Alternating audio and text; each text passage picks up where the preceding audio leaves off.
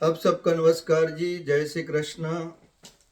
आज का बड़ा महत्व का विषय है कि मंदिर में प्रदक्षिणा क्यों करनी चाहिए, प्रदक्षिणा कितनी करनी चाहिए, प्रदक्षिणा करने से क्या फायदा है और प्रदक्षिणा कैसे करनी चाहिए।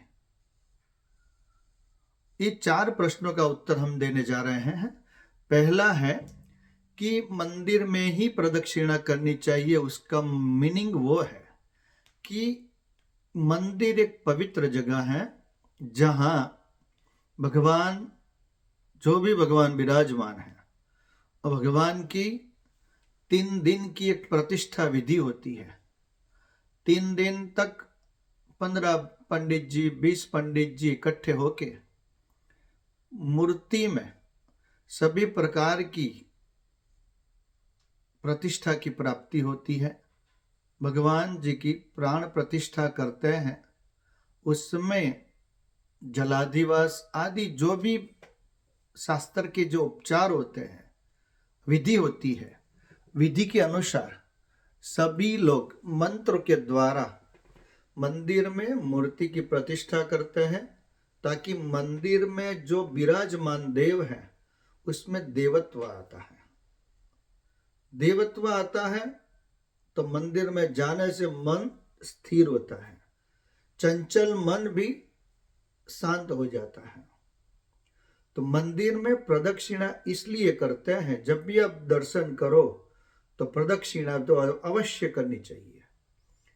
प्रदक्षिणा का मतलब वो है कि जो विराजमान मूर्तियां हैं, भगवान के जो स्वरूप है, उनका जो तेज है, हम जब प्रदक्षिणा करते हैं तो प्रदक्षिणा के समय वो जो तेज है, उनका जो प्रभाव है, हम जब प्रदक्षिणा करते हैं तब हमारे हृदय में उनकी अनुभूति होती है। अनुभूति ऐसे होती है कि मन जैसे शांत होने लगता है। और एक बोलते हैं कि एक लोह चुंबक होता है, मैग्नेट। जैसे हम भगवान जी की प्रदक्षिणा करते हैं तब उसका एक अलग फीलिंग होता है, जैसे हमारे शरीर को कोई एक ऐसी शक्ति है, वो हमको खींच रही हो, हमें उनके पास बुला रही हो। इसलिए जब भी हम प्रदक्षिणा करते हैं तब हमारा मन कैसा हो जाता है, सात्विक हो जाता है। इसलिए प्रदक्षिणा करनी चाहिए। प्रदक्षिणा करने से मानसिक शांति मिलती है। लेकिन जब प्रदक्षिणा करो तब हमारे इष्ट देव का मंत्रोच्चार करना चाहिए, जैसे ओम नमः शिवाय, ओम नमो भगवते वासुदेवाय। जो हमारा इष्ट देव का मंत्र हो, वो मंत्र का उच्चारण करते करते हमें भगवान जी की प्रदक्षिणा करनी चाहिए। लेकिन प्रदक्षिणा करते समय हमारा मन नम्रता वाला होना चाहिए। हमारा मन नम्र होना चाहिए कि हम भगवान जी की प्रदक्षिणा कर रहे हैं, हमारा भगवान कल्याण करेंगे, भगवान मंगल करेंगे।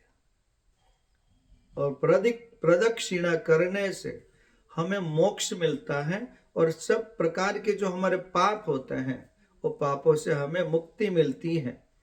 इसलिए अचूक भगवान जी की प्रदक्षिणा करनी चाहिए।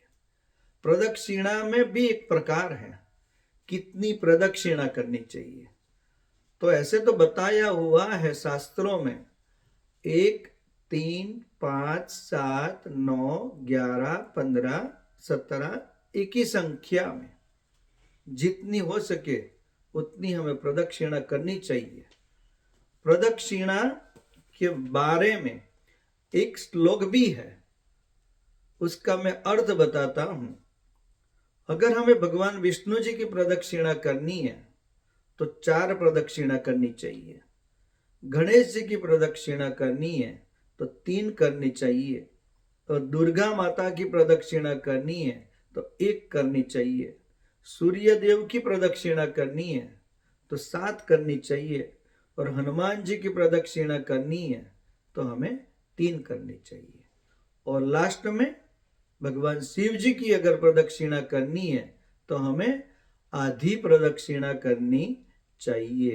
ये प्रदक्षिणा करने से हमारा मन, हमारा तन और हमारा धन और हमारा परिवार भगवान जी की कृपा युक्त होता है, माता रानी की कृपा होती है।